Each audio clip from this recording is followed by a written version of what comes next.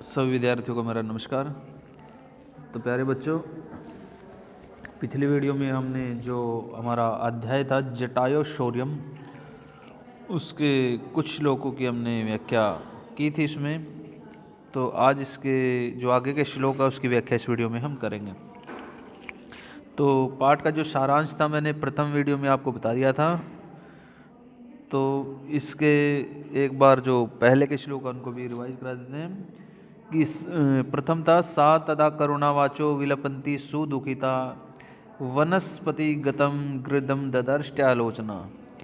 कि सा तदा करुणावाचो विलपन्ति सुदुखिता, अर्थात विलपन्ति होता है विलाप करना, रोना।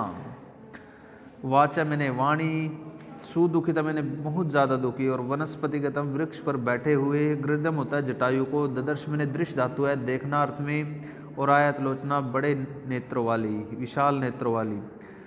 तो उस समय अत्यंत दुखी होकर, वाचो विलपन्ति सुदुखिता, उस समय अत्यंत दुखी होकर करुणाजनक बातें कहकर विलाप करती हुई, विलपन्ति विलाप करती हुई, रोती हुई, ददर्श लोचना बड़े बड़े या विशाल नेत्रों वाली उस सीता ने वृक्ष पर, वनस्पति गतम वृक्ष पर बैठे हुए गृधराज जटायु को देखा। अर्थात कहने का भाव क्या है कि रावण सीता का अपहरण करके उन्हें आकाश मार्ग से लंका की ओर लेके जा रहा था।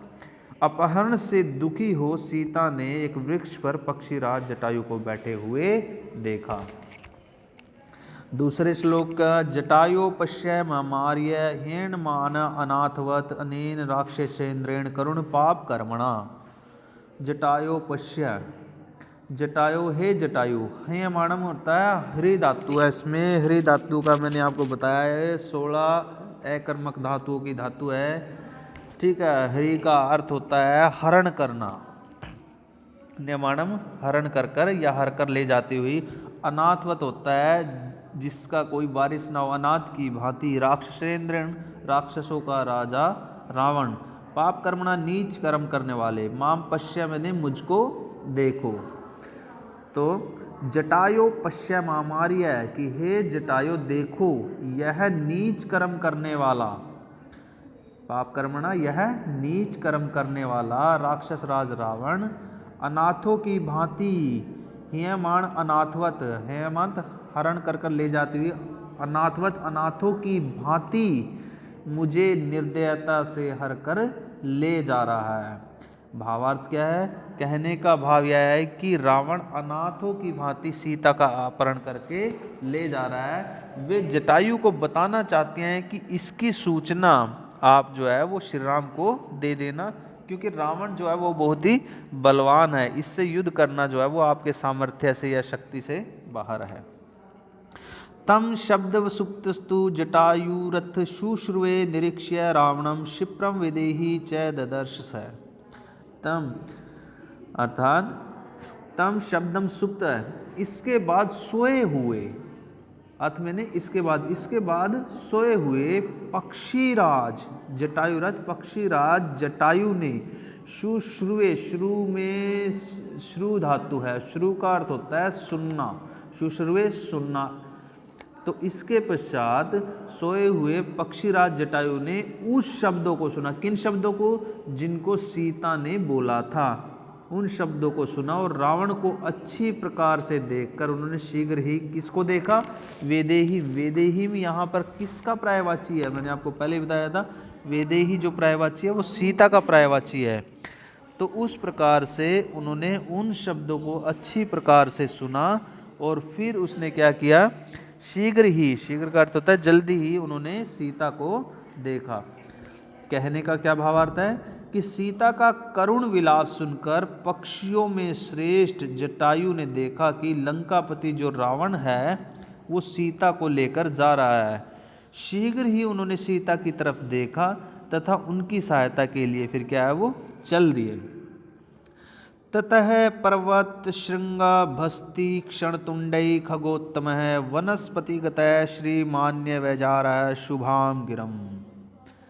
पर्वत श्रृंगाम्ब है, पर्वत की शिखर के, अर्थात पर्वत की शिखर की शोभा वाले, श्रीमान होता है शोभा युक्त, और खगोत्तम, खग धन उत्तम है, यानी कि पक्षियों में जो श्रेष्ठ पक्षी होता है। वनस्पतिगत, वृक्ष पर स्थित। व्याजहार बोले। गिरम होता है वाणी, गिरा से व्युत्पन्न होकर के शब्द है गिरम, गिरम का अर्थ होता है वाणी। तो ततः पर्वत श्रृंगा भक्त तीक्ष्ण तुंड है, खगोत्तम है, वनस्पतिगत है, श्रीमान व्याजहार शुभाम गिरम। पर्वत के शिखर की शोभा वाले, तीक्ष्ण तुंड है, तीखी चोंच वाले, तीक्ष्ण चोंच वाले, नुकीली चोंच वाले और वृक्ष पर स्थित शोभा युक्त उस श्रेष्ठ पक्षी जटायु ने अपनी सुंदर वाणी में इस प्रकार कहा। निवर्त्य मतिम नीचाम परदारा अभिशर्मनान् न तत्समाचरे द्वीरो यत् परोवस्य विगर्येत। निवर्त्य होता है एक तरफ हटा लेना। मतिम का अर्थ होता है बुद्धि। मति शब्द है, मति इकारांत शब्द है ये, और इसका अर्थ होता है बुद्धि। नीचाम का अर्थ होता है नीच या अनुचित जो कार्य होता है। परदारा अविशर्मनात् का अर्थ होता है पराई स्त्री का स्पर्श करने से। समाचरेत का अर्थ होता है आचरण करना चाहिए। धीरे का अर्थ होता है धैर्यवान या बुद्धिमान। परय का अर्थ होता है अन्य, दूसरे लोग। और विगर्येत होता है जिसकी निंदा करें। तो निवर्त्य मतिम नीचाम परदारा अभिशर्मनात्, कि हे रावण, अब उसको जटायु संबोधित करते हुए किसको कह रहा है? रावण को, कि हे रावण, पराई स्त्री का स्पर्श करने से अपनी आपकी जो नीच बुद्धि है, जो अनुचित बुद्धि है, उसको एक तरफ हटा लो। पराई स्त्री को स्पर्श करने से अनुचित बुद्धि को हटा लो। बुद्धिमानों को ऐसा न तस्तमादे चिरोतयत प्रवस्य विग्रह, अर्थात बुद्धिमानों को ऐसा आचरण नहीं करना चाहिए जिससे क्या हो, अन्य लोग, दूसरे लोग जो होते हैं उसकी वो निंदा करें, बुराई करें।